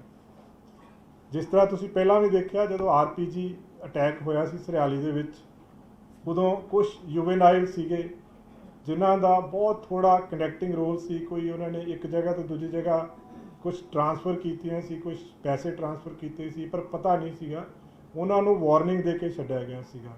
ਸੋ ਇਹ ਪੱਖ ਬਹੁਤ ਹੀ ਜਿਹੜਾ ਵਾ ਸੰਵੇਦਨਸ਼ੀਲਤਾ ਦੇ ਨਾਲ ਦੇਖਿਆ ਜਾ ਰਿਹਾ ਕਿ ਕਿਸੇ ਵੀ ਯੂਥ ਨੂੰ, ਕਿਸੇ ਵੀ ਪਬਲਿਕ ਦੇ ਬੰਦੇ ਨੂੰ ਇਸ ਐਕਸ਼ਨ ਦੇ ਵਿੱਚ ਅਨਨੈਸੈਸਰੀ ਹਰਾਸਮੈਂਟ ਨਾ ਹੋਵੇ। ਜਿੱਥੋਂ ਤੱਕ ਪ੍ਰਾਈਮ ਅਕਿਊਜ਼ ਦੀ ਗੱਲ ਆ ਅੰਮ੍ਰਿਤਪਾਲ ਸਿੰਘ ਦੀ, ਉਹਦੇ ਤੇ ਕੁਝ ਅਪਡੇਟਸ ਹੈਗੇ ਆ। ਉਹਦੇ ਵਿੱਚ ਜਿਹੜੀ ਲੇਟੈਸਟ ਗੱਲ ਸਾਹਮਣੇ ਆਈ ਹੈ ਉਹਦਾ ਰੂਟ ਲਗਾਤਾਰ ਪੁਲਿਸ ਟਰੈਕ ਕਰ ਰਹੀ ਹੈ। ਜਲੰਧਰ ਰੂਰਲ ਪੁਲਿਸ ਵੀ ਲੱਗੀ ਹੋਈ ਆ, ਉਹਨਾਂ ਦੇ ਨਾਲ ਬਾਕੀ ਜਿਹੜੇ ਸਾਡੇ ਵਿੰਗਸ ਆ ਉਹ ਵੀ ਹੈਲਪ ਕਰ ਰਹੇ ਆ। ਔਰ ਜੋ ਦੇਖਣ 'ਚ ਆਇਆ ਕਿ ਉੱਥੋਂ ਦੌੜਨ ਤੋਂ ਬਾਅਦ ਲਾਸਟ ਦੇ ਉੱਤੇ ਸ਼ੇਖੂਪੁਰਾ ਹੈਗਾ ਇੱਕ ਜਗ੍ਹਾ ਬਿਲਗੇ ਦੇ ਲਾਗੇ, ਉੱਥੇ ਵੀ ਇੱਕ ਗੁਰਦੁਆਰਾ ਸਾਹਿਬ ਦੇ ਲਾਗੋਂ ਇਹਨਾਂ ਨੇ ਇੱਕ ਬਾਈਕ ਲਈ। ਫਿਰ ਕਾਫੀ ਦੇਰ ਕੋਸ਼ਿਸ਼ ਕੀਤੀ ਕਿ ਕਿਉਂਕਿ ਦਰਿਆ ਕ੍ਰਾਸ ਕਰਨ ਵਾਸਤੇ ਬੇੜੀ ਲੱਭਣ ਦੀ ਵੀ ਕੋਸ਼ਿਸ਼ ਕੀਤੀ ਗਈ, ਪਰ ਜਦੋਂ ਬੇੜੀ ਨਹੀਂ ਲੱਭੀ ਫਿਰ ਜਿਹੜਾ ਲਾਡੋਵਾਲ ਦੇ ਲਾਗੇ ਇੱਕ ਪੁਰਾਣਾ ਪੁਲ ਆ, ਪਰਲੇ ਪਾਸੇ ਇੱਕ ਪੁਰਾਣਾ ਪੁਲ ਹੈਗਾ ਲਾਡੋਵਾਲ ਦੇ ਲਾਗੇ, ਉਹ ਪੁਲ ਕ੍ਰਾਸ ਕਰਕੇ ਉਸ ਤੋਂ ਬਾਅਦ ਇੱਕ ਹਾਰਡੀਜ਼ਵਰਡ ਜਗ੍ਹਾ ਹੈ ਉਹਦੇ ਲਾਗੋਂ ਰਾਤ ਦੇ ਟਾਈਮ ਦੇ ਉੱਤੇ ਪਹਿਲਾਂ ਉੱਥੋਂ ਆ ਕੇ ਈਵਨ ਲਾਡੋਵਾਲ ਰੇਲਵੇ ਸਟੇਸ਼ਨ ਦੇ ਆਸ-ਪਾਸ ਵੀ ਗਏ। ਫਿਰ ਇਹ ਜਿਹੜੇ ਨਾਲ ਇਹਦੇ ਐਸੋਸੀਏਟ ਸੀ ਤੇ ਉੱਥੋਂ ਇੱਕ ਆਟੋ ਲਿਆ ਗਿਆ ਔਰ ਅਲਟੀਮੇਟਲੀ ਜਿਹੜੀ ਇਹਨਾਂ ਦੀ ਫਰਦਰ ਜਦੋਂ ਅਸੀਂ ਅੱਗੇ ਚੱਲੇ ਗਏ, ਟ੍ਰੇਲ ਕਰਦੇ ਗਏ, ਤਾਂ ਲਾਸਟ ਜਿਹੜਾ ਸੀ ਹਰਿਆਣਾ ਦੇ ਵਿੱਚ ਜਿਹੜੀ ਸਾਡੇ ਕੋਲ ਇੱਕ ਪੁੱਛਗਿੱਛ ਵੀ ਆਈ। ਗੁਰਪੇਜ ਭੇਜਾ ਜਿਹੜਾ ਫੜਿਆ ਸੀਗਾ ਉਹਨੇ ਵੀ ਦੱਸਿਆ ਸੀਗਾ ਕਿ ਹਰਿਆਣਾ ਦੇ ਵਿੱਚ ਇੱਕ ਜਗ੍ਹਾ ਦੇ ਉੱਤੇ ਇਹਨਾਂ ਨੇ ਠਾਰ ਲਈ ਹੋ ਸਕਦੀ ਹੈ। ਔਰ ਉਸ ਕੇਸ ਦੇ ਵਿੱਚ ਫਿਰ ਇੱਕ ਲੇਡੀ ਆ ਬਲਜੀਤ ਕੌਰ, ਜਿਹਨੂੰ ਹਰਿਆਣਾ ਪੁਲਿਸ ਦੇ ਨਾਲ ਸਾਂਝੇ ਆਪਰੇਸ਼ਨ ਦੇ ਵਿੱਚ ਉਸ ਲੇਡੀ ਨੂੰ ਕਸਟਡੀ 'ਚ ਲਿਆ ਗਿਆ। ਉਹ ਲੇਡੀ ਦੀ ਪੁੱਛਗਿੱਛ ਤੋਂ ਅੱਗੇ ਫਰਦਰ ਇਹ ਗੱਲ ਚੱਲੀ ਕਿ ਜਿਹੜੀ 19 ਤਰੀਕ ਦੀ ਰਾਤ ਸੀਗੀ, ਉਸ ਰਾਤ ਨੂੰ ਇਹ ਉਹਦੇ ਘਰ ਰੁਕਿਆ ਕੁਰੂਕਸ਼ੇਤਰ ਦੇ ਵਿੱਚ। ਇਹ ਜਿਹੜੀ ਲੇਡੀ ਆ ਇਹ ਪੱਪਲਪ੍ਰੀਤ ਨੂੰ ਪਿਛਲੇ 2.5 ਸਾਲ ਤੋਂ ਜਾਣਦੀ ਸੀਗੀ। ਬਲਜੀਤ ਕੌਰ ਆ ਲੇਡੀ ਦਾ ਨਾਮ। ਔਰ ਇਹਨੇ ਕਿਹਾ ਕਿ 2.5 ਸਾਲ ਤੋਂ ਪੱਪਲਪ੍ਰੀਤ ਇਹਦੇ ਟੱਚ ਸੀਗਾ। 19 ਤਰੀਕ ਨੂੰ ਕਰੀਬ ਰਾਤ ਨੂੰ ਉੱਥੇ ਪਹੁੰਚੇ ਹੈ, ਉੱਥੇ ਰਾਤ ਰੁਕੇ ਆ। ਉੱਥੋਂ ਦੀ ਵੀ ਇੱਕ CCTV ਫੁਟੇਜ ਸਾਨੂੰ ਮਿਲੀ ਆ ਜਿਹਦੇ ਵਿੱਚ ਜਿਹੜਾ ਹੈ ਉਹਦੀ ਤੋਰ ਦਿਖ ਰਹੀ ਆ, ਅੰਬਰੇਲਾ ਲਿਆ ਹੋਇਆ ਹੈ, ਫੇਸ ਜਿਹੜਾ ਹੈ ਉਹ ਨਹੀਂ ਆ, ਬਟ ਚਾਲ ਤੋਂ ਪਤਾ ਲੱਗ ਰਿਹਾ ਹੈ ਕਿ ਉਹ ਜਿਹੜਾ ਹੈ ਅੰਮ੍ਰਿਤਪਾਲ ਸਿੰਘ ਆ। ਸੋ ਇਸ ਲੇਡੀ ਨੂੰ ਅਰੈਸਟ ਕੀਤਾ ਹੈ। ਲੇਡੀ ਨੂੰ ਅਰੈਸਟ ਕਰਨ ਤੋਂ ਬਾਅਦ ਹੁਣ ਫਰਦਰ ਅੱਗੇ ਜਿਹੜੀਆਂ ਸਾਡੀਆਂ ਟੀਮਸ ਆ ਉਹਨੂੰ ਅੱਗੇ ਵੀ ਟ੍ਰੇਲ ਕਰ ਰਹੀਆਂ ਇਸ ਨੂੰ। ਔਰ ਮੈਨੂੰ ਉਮੀਦ ਆ ਕਿ ਜਿਸ ਅਗਰੈਸਿਵਨੈਸ ਦੇ ਨਾਲ ਸਾਰੀਆਂ ਟੀਮਸ ਲੱਗੀਆਂ ਹੋਈਆਂ, ਜਲਦੀ ਇਹਨੂੰ ਜਿਹੜਾ ਵਾ ਲੋਕੇਟ ਕਰ ਲਿਆ ਜਾਏਗਾ। ਇਸ ਕੇਸ ਦੇ ਵਿੱਚ ਜਿਸ ਤਰ੍ਹਾਂ ਮੈਂ ਪਹਿਲਾਂ ਦੱਸ ਚੁੱਕਿਆ ਹਾਂ ਕਿ ਹੁਣ ਤੱਕ 207 ਬੰਦਿਆਂ ਨੂੰ ਡਿਟੇਨ ਕੀਤਾ ਸੀਗਾ, ਜਿਸ 'ਚੋਂ 30 ਦੀ ਅਰੈਸਟ ਪਾਈ ਜਾਏਗੀ। ਹੁਣ ਤੱਕ ਜਿਹੜੇ ਨੇ ਅੰਮ੍ਰਿਤਸਰ ਰੂਰਲ ਦੇ ਵਿੱਚ 3 ਕੇਸ ਰਜਿਸਟਰ ਹੋਏ ਆ ਅੰਮ੍ਰਿਤਪਾਲ ਸਿੰਘ ਦੇ ਖਿਲਾਫ। ਜਲੰਧਰ ਰੂਰਲ ਦੇ ਵਿੱਚ ਵੀ 3 ਕੇਸ ਰਜਿਸਟਰ ਹੋਏ ਆ। 12 ਦੇ ਕਰੀਬ ਇਸ ਕੇਸ 'ਚ ਵੈਪਨ ਮਿਲੇ ਆ ਸਾਨੂੰ ਔਰ ਫਰਦਰ ਇਨਵੈਸਟੀਗੇਸ਼ਨ ਇਸ ਕੇਸ ਦੀ ਜਾਰੀ ਹੈ। ਇੱਕ ਹੋਰ ਜਿਹੜਾ ਹੈ ਬੰਦਾ ਅਰੈਸਟ ਕੀਤਾ ਹੈ ਖੰਨਾ ਪੁਲਿਸ ਨੇ, ਜਿਹਦਾ ਨਾਮ ਤਜਿੰਦਰ ਸਿੰਘ ਗਿੱਲ ਏਲੀਅਸ ਗੋਰਖਾ ਬਾਬਾ ਨਾਮ ਆ ਉਹਦਾ। ਉਹਦੇ ਵਿੱਚ FIR ਨੰਬਰ 23/22/3 ਨੂੰ ਦਰਜ ਕੀਤੀ ਆ ਉੱਥੇ ਪੁਲਿਸ ਸਟੇਸ਼ਨ ਮਲੌਦ ਦੇ ਵਿੱਚ। ਔਰ ਉਹਦੀ ਪੁੱਛਗਿੱਛ ਤੋਂ ਔਰ ਉਹਦੇ ਮੋਬਾਈਲ ਜਿਹੜੇ ਉਹਦੀਆਂ ਡਿਟੇਲਸ ਤੋਂ ਕਾਫੀ ਤੱਥ ਇਹੋ ਜਿਹੇ ਸਾਹਮਣੇ ਆਏ ਆ ਜਿੱਥੋਂ ਇਹ ਪਤਾ ਲੱਗਦਾ ਹੈ ਕਿ ਇਹ ਲੋਕ ਐਂਟੀ ਨੈਸ਼ਨਲ ਐਕਟੀਵਿਟੀਜ਼ ਦੇ ਵਿੱਚ ਇਨਵੋਲਵ ਸੀਗੇ, ਜਿਹਦੇ ਵਿੱਚ ਕੁਝ ਜਗ੍ਹਾ ਦੇ ਉੱਤੇ ਵੀਡੀਓਗ੍ਰਾਫਸ ਮਿਲੀਆਂ ਜਿਹਦੇ 'ਚ ਫਾਇਰਿੰਗ ਪ੍ਰੈਕਟਿਸ ਕਰ ਰਹੇ ਆ। ਜੱਲੂਵਾਲਾ ਖੇੜਾ ਨਦੀ ਦੇ ਕੰਢੇ ਤੇ ਇੱਕ ਫਾਇਰਿੰਗ ਰੇਂਜ ਬਣਾ ਕੇ ਉੱਥੇ ਪ੍ਰੈਕਟਿਸ ਕਰ ਰਹੇ ਆ। ਕੁਛ ਇਹਨਾਂ ਕੋਲੋਂ ਉਹਦੇ ਵਿੱਚ ਜਿਹੜੀਆਂ ਫੁਟੇਜਿਸ ਜਿਹੜੀਆਂ ਉਹਦੇ ਵਿੱਚ ਫੋਟੋਗ੍ਰਾਫਸ ਮਿਲੀਆਂ ਹੈ, ਉਹਦੇ 'ਚ ਜਿਹੜੀ ਅਨੰਦਪੁਰ ਖਾਲਸਾ ਫੌਜ ਦੇ ਹੋਲੋਗ੍ਰਾਮਸ ਬਣਾਏ ਹੋਏ ਇਹਨਾਂ ਨੇ। ਵੈਪਨਸ ਨੂੰ ਖੋਲ੍ਹਣ ਜੋੜਨ ਦੀਆਂ ਕੁਝ ਵੀਡੀਓਗ੍ਰਾਫਸ ਮਿਲੀਆਂ ਉਹਦੇ ਵਿੱਚ। तो काफ़ी ਹੋਰ ਵੀ ਕਾਫੀ ਇਸ ਤੋਂ ਵੀ ਸੈਂਸਿਟਿਵ ਤੇ ਸੀਰੀਅਸ ਜਿਹੜਾ ਮਟੀਰੀਅਲ ਇਹਦੇ ਚੋਂ ਮਿਲਿਆ ਹੈ, ਜਿਹੜਾ ਇੰਡੀਕੇਟ ਕਰਦਾ ਹੈ ਵੀ ਇਹ ਜਿਹੜੇ ਲੋਕ ਆਏ ਐਂਟੀ ਨੈਸ਼ਨਲ ਐਕਟੀਵਿਟੀਜ਼ ਦੇ ਵਿੱਚ ਇਨਵੋਲਵ ਸੀਗੇ ਔਰ ਦੇਸ਼ ਵਿਰੋਧੀ ਜਿਹੜੇ ਕੰਮ ਸੀਗੇ ਇਹ ਹੋਰ ਵੀ ਕਈ ਤਰ੍ਹਾਂ ਦੇ ਕਰ ਰਹੇ ਸੀਗੇ। ਫਰਦਰ ਉਹਦੀ ਪੁੱਛਗਿੱਛ ਜਾਰੀ ਹੈ। ਸੋ ਇਸ ਤਰ੍ਹਾਂ ਦੇ ਜਿਹੜੇ ਹਾਰਡਕੋਰ ਬੰਦੇ ਇਨਵੋਲਵਡ ਆ ਇਸ ਕੇਸ ਦੇ ਵਿੱਚ, ਉਹਨਾਂ ਦੇ ਖਿਲਾਫ ਬਹੁਤ ਸਖਤ ਐਕਸ਼ਨ ਲਿਆ ਜਾਏਗਾ। ਔਰ ਇਸ ਕੇਸ ਦੇ ਵਿੱਚ ਹੁਣ ਤੱਕ ਸਾਰੇ ਪੰਜਾਬ ਤੋਂ ਸਾਰਿਆਂ ਨੇ ਹੀ ਬੜਾ ਯੋਗਦਾਨ ਦਿੱਤਾ ਔਰ ਸਾਰਿਆਂ ਵੱਲੋਂ ਇਸ ਪੂਰੇ ਐਪੀਸੋਡ ਦੇ ਵਿੱਚ, ਕਿਉਂਕਿ ਯੂਥ ਜਿਹੜਾ ਪੰਜਾਬ ਦਾ ਵਾ, ਆਪਾਂ ਸਾਰਿਆਂ ਨੇ ਦੇਖਿਆ ਜਿਹੜੇ ਲੋਕ 80 ਤੋਂ ਪਹਿਲਾਂ ਦੇ ਪੈਦਾ ਹੋਏ, ਬੜਾ ਮਾੜਾ ਟਾਈਮ ਉਹਨਾਂ ਨੇ ਦੇਖਿਆ। ਸੋ ਜਿਹੜੇ ਬੱਚੇ 90 ਤੋਂ ਬਾਅਦ ਪੈਦਾ ਹੋਏ ਉਹਨਾਂ ਨੇ ਵਕਤ ਦੇਖਿਆ ਨਹੀਂ ਅਸਲ 'ਚ, ਉਹਦੇ ਕਰਕੇ ਉਹਨਾਂ ਨੂੰ ਪਤਾ ਨਹੀਂ ਹੈ ਇਹਦੀਆਂ ਇੰਪਲੀਕੇਸ਼ਨਸ ਕੀ ਹੈ। ਸੋ ਇਹ ਸਾਰਿਆਂ ਵਾਸਤੇ ਇੱਕ ਲੈਸਨ ਵੀ ਹੈ, ਤਦੇ ਹੀ ਅਸੀਂ ਇਹ 'ਚ ਬਹੁਤ ਸੰਵੇਦਨਸ਼ੀਲਤਾ ਦੇ ਨਾਲ ਦੇਖ ਕੇ ਸਟੈਪ ਲਿਆ ਹੈ ਕਿ ਵੀ ਕਿਸੇ ਵੀ ਇਨੋਸੈਂਟ ਨੂੰ ਇਹਦੇ ਵਿੱਚ ਤੰਗ ਬਿल्कुल नहीं किया जाएगा। ਤੁਹਾਡੇ कोई स्पेसिफिक क्वेश्चन होता तो पूछ सकते, एक बार मैं हिंदी में बोल देता हूँ। इस केस में सबसे पहले मैं बताना चाहूँगा कि पंजाब में जो सिचुएशन है बिल्कुल पीसफुल है। ऑनरेबल चीफ मिनिस्टर पंजाब लगातार सब ऑफिसर से सबसे टच में है, पूरे जो ये एक्शन हो रहा है उसको बहुत अच्छे तरीके से सुपरवाइज कर रहे हैं और उनकी तरफ से उन्होंने थैंक्स किया है पूरे पंजाब निवासियों का, जिन्होंने इस पूरे एपिसोड में कम्युनल हार्मनी यूनिटी मेंटेन करके रखी है। और बहुत क्लियर इंस्ट्रक्शंस हैं इसमें, किसी भी इनोसेंट को किसी केस में बुक नहीं किया जाएगा। जो हार्डकोर एलिमेंट्स हैं, जो सही में क्रिमिनल केसेस में इन्वॉल्व हैं, सिर्फ उनके खिलाफ कार्रवाई की जाएगी। पुलिस पूरी स्क्रीनिंग करके डिफ्रेंशिएट करके जो लोग क्रिमिनल एक्टिविटीज़ में इन्वॉल्व हैं उनके खिलाफ कार्रवाई करेगी। जो यूथ है, जो मिसगाइडेड थे, इनोसेंट हैं, पता नहीं है इशू का, अगर उनको डिटेन किया गया है तो वार्निंग देके उनको छोड़ा जाएगा। इस केस में अब तक हमने 207 लोगों को इसमें डिटेन किया है। 207 में से 30 ऐसे लोग हैं जिनकी अरेस्ट डाली गई है अलग अलग केसेस में, जो क्रिमिनल एक्टिविटीज़ में इन्वॉल्व थे। 177 ऐसे लोग हैं जिनको प्रिवेंटिव तौर पे डिटेन किया गया है, maintenance of peace of and जो लॉ एंड ऑर्डर को मेंटेन करने के लिए, लेकिन उनकी किसी केस में गिरफ्तारी विदाउट वेरिफिकेशन नहीं डाली जाएगी। मोस्ट प्रोबेबली जो 177 जो जिनको सिर्फ प्रिवेंटिव कस्टडी में लिया गया है उनको जल्द ही रिलीज़ किया जाएगा इस केस में। जहाँ तक अमृतपाल के जो ट्रेल का क्वेश्चन है, उस केस में हमने काफ़ी हमारी टीम्स ने ट्रैक किया है, काफ़ी लोकेशंस पे सीसीटीवी फुटेजेस मिली हैं और उस केस में जो फर्दर आया कि शेखूवाल विलेज है बिलगा के पास, वहाँ गुरुद्वारा साहब है, वहाँ से भी बाइक चेंज की गई। उसके बाद जो रिवर है उसको क्रॉस करने के लिए पहले बेड़ी जो है लेने की कोशिश की गई, जब नहीं मिली तो पुराना एक ब्रिज है वहाँ से क्रॉस किया। काफ़ी उस एरिया में घूमने के बाद एक हार्डीज वर्ड के पास ऑटो लेके फिर फर्दर मूवमेंट जो लोकेट हो रही है, उसके बाद जो मूवमेंट है वो हरियाणा में कुरुक्षेत्रा में लोकेट हुई, जो कि एक हमारे पास जो कस्टडी में है गुरतेज बेजा, उसने भी इंटेरोगेशन में बताया था कि कोई लेडी है जहाँ पे वो जाके हार्बर ले सकता है। तो वहाँ से अब हरियाणा पुलिस की हेल्प से एक लेडी को अरेस्ट किया गया है, बलजीत कौर नाम की लेडी को। उस लेडी से ये पता चला कि 19 की रात को दोनों पपलप्रीत और अमृतपाल वहाँ रुके थे।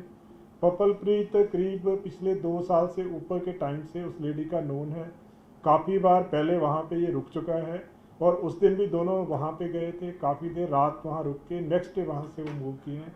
फर्दर इसकी सीसीटीवी फुटेज हम लोग एग्जामिन कर रहे हैं और पूरी हमें उम्मीद है कि जल्दी ही जो अमृतपाल है ये हमारी गिरफ्त में होगा।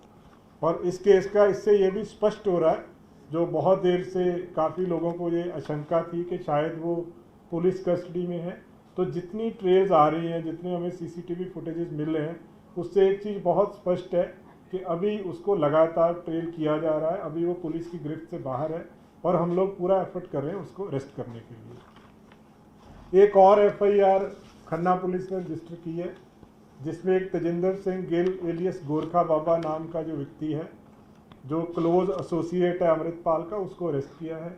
उस केस में एफआईआर नंबर 23 पुलिस स्टेशन मलौड में रजिस्टर की गई है, जिसमें आर्म्स एक्ट भी लगा हुआ है। और उसके जो फ़ोन है, उससे जो हमने उसका जो एनालिसिस किया तो काफ़ी ऐसा इंक्रिमिनेटिंग मटेरियल मिला जो कि एंटी नेशनल मटेरियल है, जिससे कई जगह पे वो फायरिंग प्रैक्टिस कर रहे हैं। कुछ लोगोज हैं जो अकाल आनंदपुर जो खालसा फौज के बने हुए हैं। वेपन्स की प्रैक्टिस, वेपन्स को खोलना जोड़ना, वेपन्स का डिस्प्ले, ऐसी बहुत सारी फुटेजेस मिली हैं। इसके अलावा और इससे भी सेंसिटिव मटेरियल मिला है जो इंडिकेट करता है कि ये लोग एंटी नेशनल एक्टिविटीज़ में इन्वॉल्व थे। तो पुलिस अपना पूरा एफर्ट कर रही है जो मेन अक्यूज्ड है उसको अरेस्ट करने के लिए। और दूसरा जो हमने बहुत ही सीरियसली कंसिडर करके ये डिसीज़न लिया है कि किसी भी जो यूथ है, मिसगाइडेड यूथ है, किसी को अननेसेसरी हरास नहीं किया जाएगा।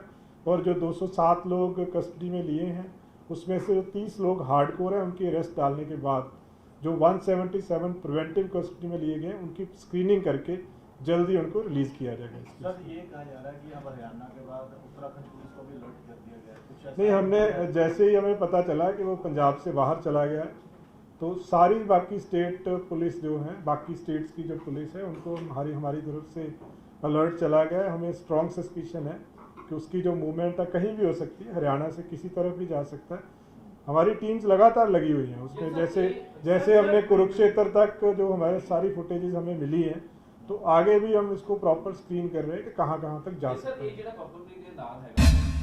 ਪ੍ਰਧਾਨ ਮੰਤਰੀ ਨਰਿੰਦਰ ਮੋਦੀ ਨੇ ਅੱਜ ਸ਼ਹੀਦੀ ਦਿਵਸ ਮੌਕੇ ਸ਼ਹੀਦ ਭਗਤ ਸਿੰਘ, ਸੁਖਦੇਵ ਤੇ ਰਾਜਗੁਰੂ ਨੂੰ ਸ਼ਰਧਾਂਜਲੀ ਭੇਂਟ ਕੀਤੀ ਤੇ ਕਿਹਾ ਕਿ ਇਹ ਉਹ ਮਹਾਨ ਸ਼ਖਸੀਅਤਾਂ ਨੇ ਜਿਨ੍ਹਾਂ ਸਾਡੇ ਆਜ਼ਾਦੀ ਸੰਘਰਸ਼ ਵਿੱਚ ਬੇਮਿਸਾਲ ਯੋਗਦਾਨ ਪਾਇਆ। ਉੱਥੇ ਹੀ ਬਠਿੰਡਾ ਵਿਖੇ ਵੀ ਅੱਜ ਸ਼ਹੀਦ ਭਗਤ ਸਿੰਘ ਦਾ 92ਵਾਂ ਸ਼ਹੀਦੀ ਦਿਹਾੜਾ ਮਨਾਇਆ ਗਿਆ।